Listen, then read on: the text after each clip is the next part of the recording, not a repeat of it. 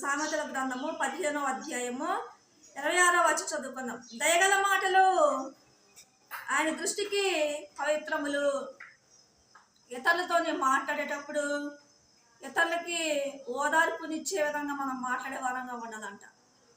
ఇతరులని సంతోషపెట్టే విధంగా, ఇతరులని ఆనంద పెట్టే విధంగా మనం మాట్లాడే వారంగా ఉండాలంట.